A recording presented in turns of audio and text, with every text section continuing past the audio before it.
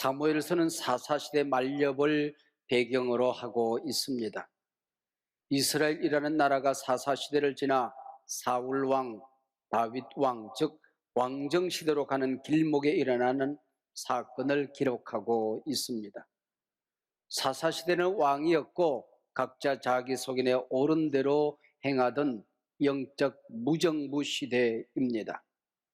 나라가 타락과 패망의 늪에 빠질 때마다 하나님은 당신의 사람 사사를 보내 나라를 구합니다. 겨우 구하고 나면 얼마 지나지 않아 타락하고 또 하나님을 떠나서 삽니다. 그렇게 하기를 6번씩이나 반복합니다. 사무엘상 1장이 펼쳐지면 사사시대를 정리하고 새로운 시대를 여는 한 인물이 나옵니다. 그는 위대한 정치가도 대사사도 아니었고 지략에 뛰어난 장군도 아니었습니다. 한나라고 하는 한 여인이었습니다. 이 여인의 빛나는 장점이 새 시대를 연 것도 아니었습니다. 아이 낳지 못하는 불임이라는 가슴 아픈 사연이 역사를 열어가는 열쇠가 되고 있습니다. 사무엘서 역사 해설가는 한나라는 여인의 불임 고통을 당시 이스라엘 나라로 해석하고 있는 겁니다. 아이를 갖고 싶어 통곡하고 몸부림치는 이 여인은 단순히 아들 하나를 얻어보자는 몸부림이 아니었습니다. 이 아이를 통하여 썩은 세상을 치유하고 새 시대를 열고자 하는 갈망이었던 게지요. 그래서 역사는 곧 예언입니다. 오늘 우리는 사무엘서라는 역사서를 통하여 가슴 찢어지고 마음 무너진 여인 한나를 만나게 됩니다. 오늘 우리가 살고 있는 이 시대 한국교회가 아이 낳지 못하는 한나의 아픔이라는 것입니다. 곳곳에 교회들이 서 있지만은 복음을 낳지 못하는 한국교회, 희망을 낳지 못하는 그리스도인들, 어두운 세상에 빛이라는 떡두꺼비 같은 아들을 낳지 못하는 이 불쌍한 시대가 오늘 바로 우리 시대라고 하는 것입니다. 오늘 본문이 사사시대에서 왕정시대로 역사의 판이 바뀌어 가듯이 우리가 살고 있는 오늘 또한 역사의 판이 바뀌고 있습니다. 지금까지 보지 못했던 새 시대, 세상의 판의 이름이 이름하여 제4차 산업혁명시대입니다. 인공지능, IoT, 알파고, 왓슨, 로이어, 5G, 블록체인, 영어조차 생소하기만 합니다. 어느 나라든 어느 가족이든 어느 기업이든 어제의 성공과 성장이 내일을 보장해 주지 않습니다. 게임의 규칙, 룰이 없는 경제전쟁이 세계 도처에서 벌어지고 있습니다. 일본의 우리 산업 공격은 평화롭던 세계 경제 분업화를 깨뜨리고 있습니다. 어떤 나라는 이걸 만들고 어떤 나라는 저걸 잘하고 그래서 서로 무역과 교류를 통하여 세계 경제가 함께 성장하던 시대가 깨어지고 있는 것입니다. 어제까지만 해도 세계화 그러더니 이제는 보호무역주의로 세계화와 보호무역주의가 무섭게 충돌하고 있습니다. 정의로운 세계 리더들이 보이지 않습니다. 이 엄중한 시대 우리 정치도 정쟁만을 일삼고 있을 때가 아닙니다. 한국 교회들도 절망과 낙심으로 우왕좌왕하며 싸움박질을 할 때가 아닙니다. 그래서 누군가 우리 세대를 국민이 정치를 걱정하는 시대라고 했습니다. 세상이 교회를 걱정하는 시대라고도 합니다. 각자 자기 속인에 옳은 대로 사는 세상, 사회는 갈등의 늪에 빠져서 허우적거리고 있습니다. 교회는 엘리 제사장처럼 눈이 멀어 미래를 보지 못하고 예언자의 능력을 상실해 갑니다. 사사시대 왕이 없던 시대였습니다. 기준과 룰이 없는 시대, 각자 자기 속인에 옳은 대로 사는 시대였습니다. 부끄러움을 모르는 시대였습니다. 그래서 오늘 우리 시대를 누군가 신사사시대라 불렀습니다. 어떤 학자가 제일 먼저 그렇게 말했을까요? 바로 저입니다.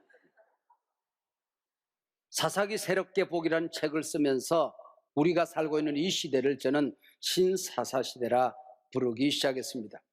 어떻게 이 위기 시대를 기회로 만들 수 있을까요? 어떻게 새 시대의 문을 열 수 있을까요?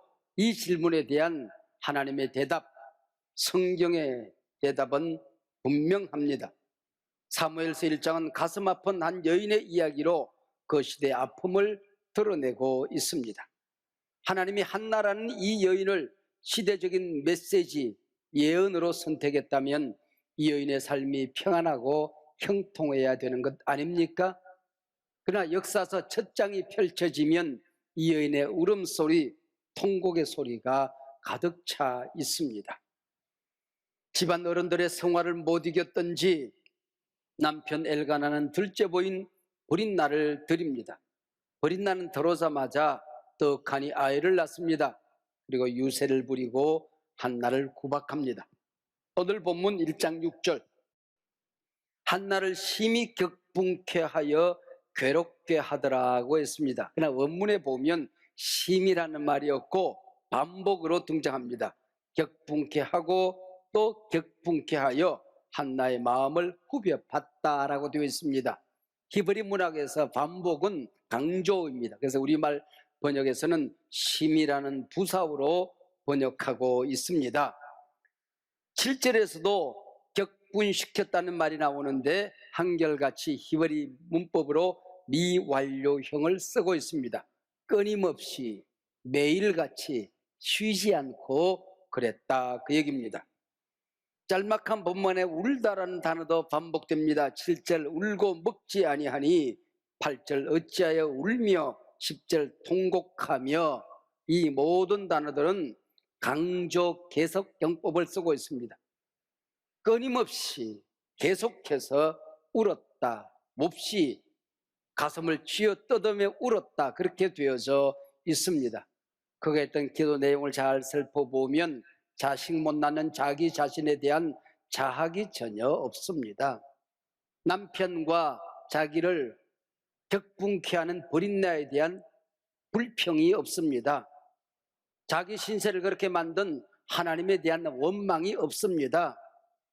아픈 가슴을 부둥켜 안고 하나님 앞에 나아가 기도할 때마다 자기 신세 타령, 자학이 있다든지 모든 문제의 원인을 밖에서 찾으며 불평한다든지, 심지어는 이 모든 일의 책임이 하나님께 있는 양 원망한다면 세속적인 기도죠. 속물 기도죠. 무효입니다. 왜 자식 달라고 기도합니까? 나도 남들처럼 자식 자랑 한번 해보고 싶어서가 아닙니다. 구박하는 버린나 혼내주고 싶어서도 아닙니다. 아픈 이 시대에 내 자식을 내어놓겠다고 하는 것입니다. 이 기도가, 이 통곡이 성령의 탄식이었다면 틀림없이 자기 아들이 세상의 아픔을 치유하는 하나님의 사람이 될 것을 알았던 거지요.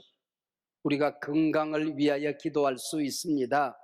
그러나 낳은 다음에 뭘 하기 위해서 건강하냐를 모르면 성물 기도가 되고 마는 겁니다.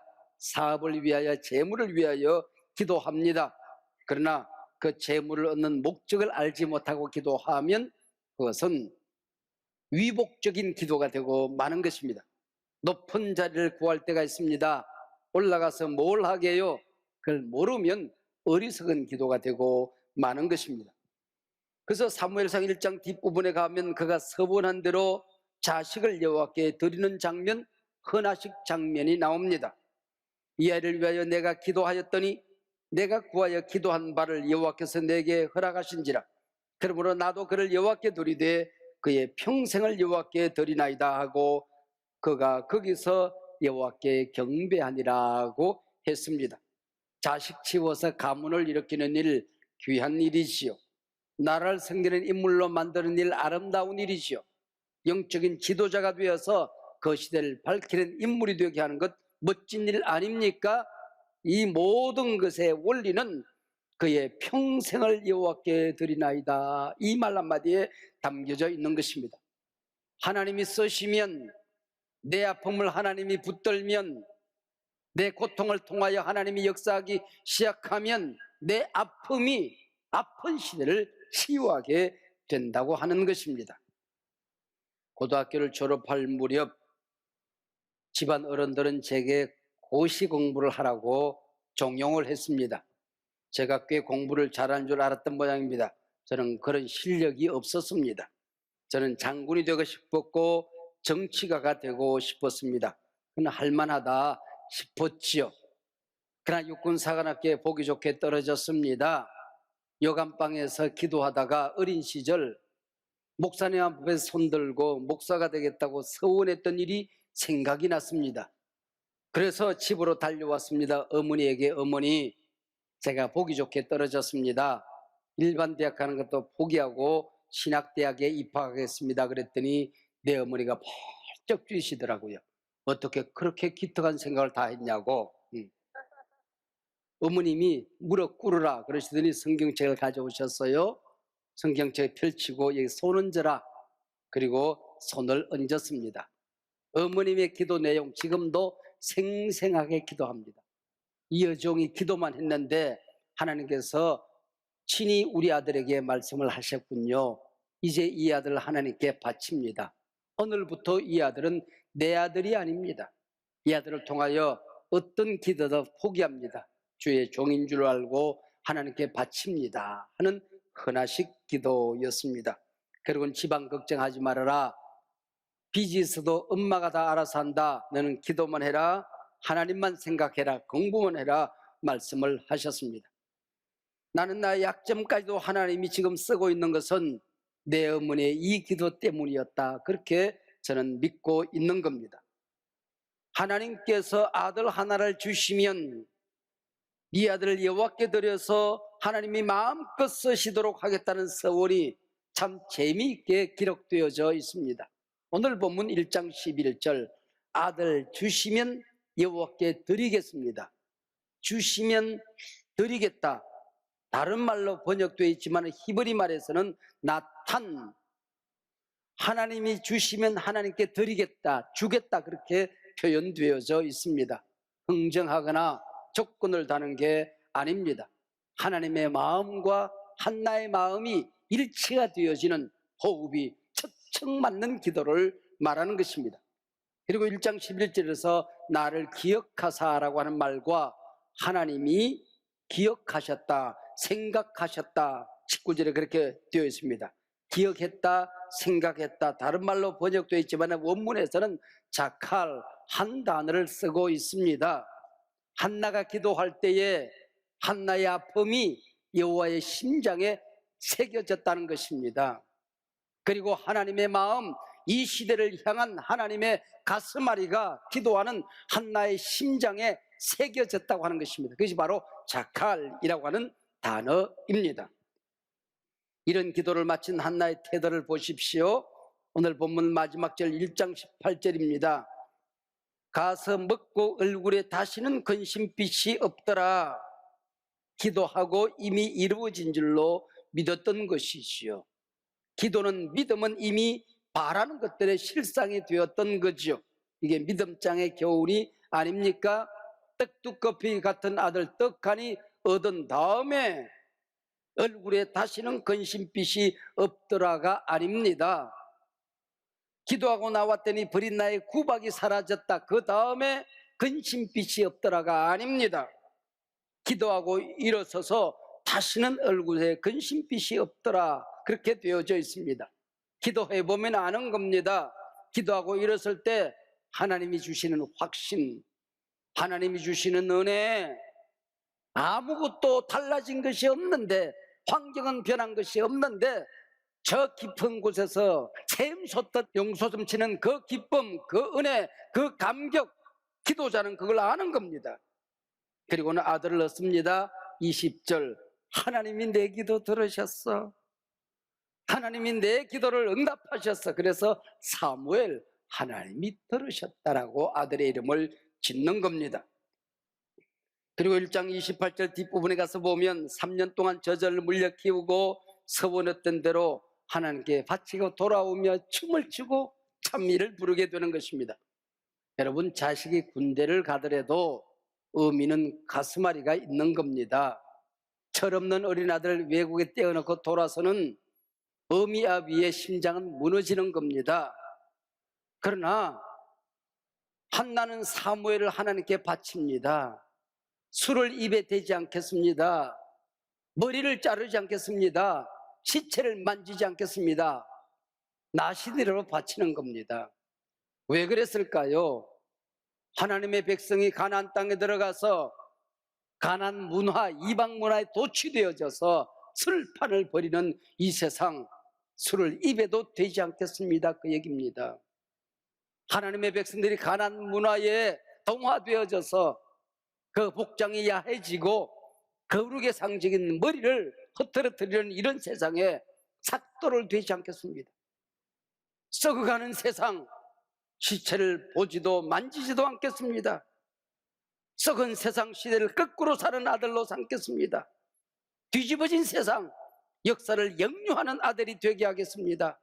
새 시대, 새 역사를 여는 인물로 써달라는 기도였던 것이지요.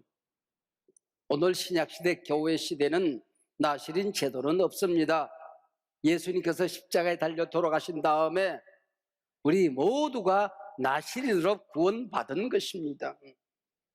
목사만 성직이 아닙니다. 우리가 하는 모든 일들이 성직인 것입니다. 교회만 성전이 아니라 하나님의 백성들이 이 땅에 살아가는 사업터든 가정이든 세상 그 어디든 그것이 바로 성전이 되는 삶을 살게 되는 것입니다. 우리가 나실인이라고 하는 것이요. 사랑하는 여러분, 에덴 동산 이후 문제없는 시대가 언제 있었습니까? 그러나 사사시대는 그 어느 때보다도 혼란의 시대였습니다. 그래서 오늘 우리가 살고 있는 이 시대가 신사사시대인 겁니다. 인류 역사 이후 아픔과 고통이 없는 사람 누가 있습니까? 한나는 자신의 불임의 아픔을 그 시대의 고통으로 알고 하나님을 찾아가는 것입니다. 그래서 나의 아픔으로 아픈 시대를 치유한 여인이 되는 것입니다. 이 땅의 나실인들, 하나님의 백성들은 내가 가진 약점으로 세상의 약점을 치유하는 사람들입니다. 내가 가진 가난으로 세상의 가난을 위로하는 사람들입니다. 내가 가진 고통으로 세상의 고통을 치료하는 사람들인 겁니다. 한나는 물론 개인적 고통 때문에 하나님을 찾아갔을 거예요. 기도하다가 하나님의 마음을 만나는 것입니다. 가슴앓이를 부둥켜 안고 눈물로 기도하다가 하나님의 가슴앓이와 부딪히게 되는 것입니다. 그래서 개인적인 기도 차원을 뛰어넘습니다. 단순히 자신의 내적 치유의 차원을 뛰어넘게 되는 것입니다. 자신의 기도로 나라와 시대의 고통을 치유하는 사명으로 나아가게 되는 것입니다. 하나님, 나는 가진 것이 없어요. 나는 연약합니다. 그러나 아들 주시면 이 아들을 당신께 드릴 테니까 당신이 쓰세요. 하나님의 가슴앓이를 어루만져 드리는 이 역사의 고통을 치유하는 아들로 하나님 이 아들을 써주세요. 이게 서원이 되는 것입니다. 예수 믿고 복 받는 것, 예수 믿고 성공하고 번성하는 것, 성경에 있는 기도고 마땅한 일이지요. 그러나 그것은 개인적인 복음, 개인적인 신앙입니다. 내가 받은 복으로, 내가 얻은 응답으로 이웃을 섬기고 공동체를 회복하고 시대를 치유하면 공적인 복음, 공적인 신앙이 되는 겁니다. 하나님, 내 자녀 축복해 주세요. 아름다운 일이지만 그건 어디까지나 위복신앙, 개인적인 신앙입니다. 하나님, 이 아들을 하나님 세상같이 정복당하지 않게 해주십시오. 약속의 아들, 거룩한 백성으로 살게 해주십시오. 하나님이 쓰셔서 그가 어디에 가든지 그 세상을 밝히는 인물로 써주세요. 이렇게 기도했다면 복음적인 신앙, 공적인 신학이 되는 겁니다. 하나님, 우리 가정의 사업을 일으켜 주세요. 마땅한 기도입니다. 그러나 거기서 끝나면 개인적인 신앙이 되고 마는 것입니다. 그러나 이 사업이 하나님의 사업 되게 해주세요. 하나님, 우리 사업터가 성전되게 해주세요. 우리 사업에 함께 일하는 모든 가족들이 천국의 백성으로 서로 사랑하게 해주세요. 그렇게 기도했다면 공적인 신앙이 되는 것입니다. 하나님, 우리 교회를 부흥케 하사 성도들이 드릴 마땅한 기도지요. 그러나 우리 교회 부흥과 성장이, 우리 교회 예배와 사역이 우리만의 행복이 아니라 한국교회의 치유의 자리가 되게 하여 주시옵소서. 한국교회를 섬기는 교회가 되게 해 주시옵소서. 기도했다면 공적인 신앙, 공공의 복음이 되는 것입니다. 세상을 살리고 치유하던 생명의 복음이 유럽으로 들어가 문화가 되었습니다.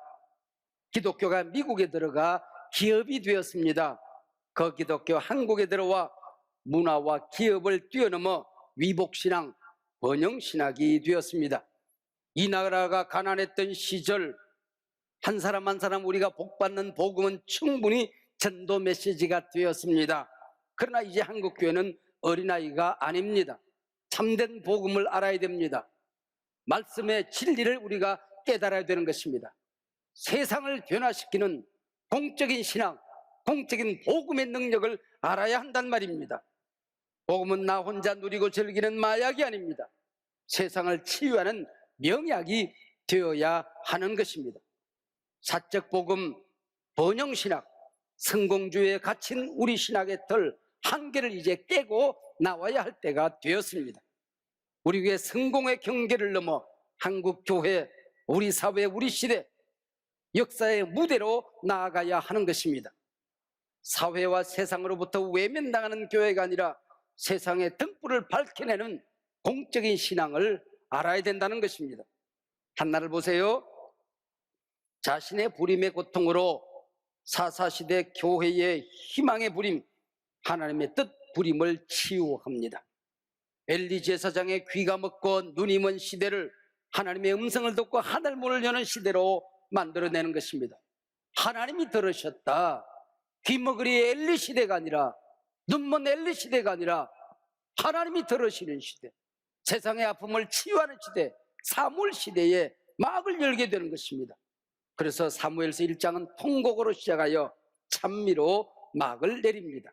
나의 고통이 세상의 찬미로 바뀌어지는 것입니다. 그가 나 여호와께 바친 그 아들 사무엘이 다윗에게 기름을 부어서 왕정시대를 여는 것입니다.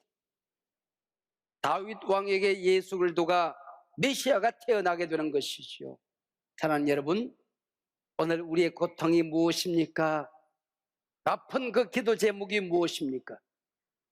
애가로 하나님 앞에 나아갔다가 그가 가는 곳마다 찬가가 울려 퍼져야 한다는 것이 오늘 본문 메시지입니다. 부림의 아픔을 안고 하나님 앞에 나아가서 치유를 만들어내는 사람이 이 땅의 그리스도인들입니다. 나의 아픔이 세상의 고통을 치유하는 사명이 될 때에 그가 진정한 리얼 크리스찬이 되는 것입니다. 보십시오. 한나의 찬미는 100년이라는 세월을 뛰어넘어 마리아의 찬가로 바뀌어집니다. 한나의 찬미는 마리아의 찬가와 어쩌면 그렇게 내용이 같은지요. 한나의 찬미로 사무엘이 왔다. 마리아의 찬미로 예수 그리스도가 오셨다는 얘기입니다. 이것이 사무엘서의 메시지입니다. 우리 아픔으로 아픈 시대를 치유하는 신비가 복음이요 공적인 신앙입니다. 오늘 당신의 아픔은 절망으로 끝나서는 안 됩니다. 넋두리로 번져가서는 안 됩니다. 한숨으로 맞춰져서는 안 됩니다. 아픈 세상을 치유하는 명약이 되고 사명이 되고 능력이 되어야 하는 것입니다.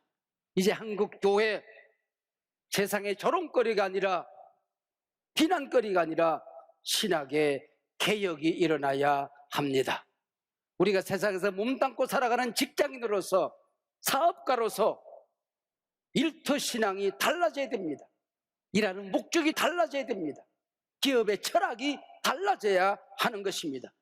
기도할 때마다 위복적인 신앙, 기독교가 아니라도 어디에 있는 무당 푸닥거리에도 있는 위복적인 기도가 아니라 바로 공적인 기도, 공공의 능력이 우리 기도에서 나타나야 하는 것입니다. 우리 가정 한쪽 모퉁이에서라도 빛이 되고 복음의 능력이 되는 우리 귀한 그리스도로 살아가라. 오늘 역사서의 첫 장이 열려지면 우리에게 웅변처럼 말씀합니다. 나의 아픔으로 아픈 시대를 함께 치유해 가십시다.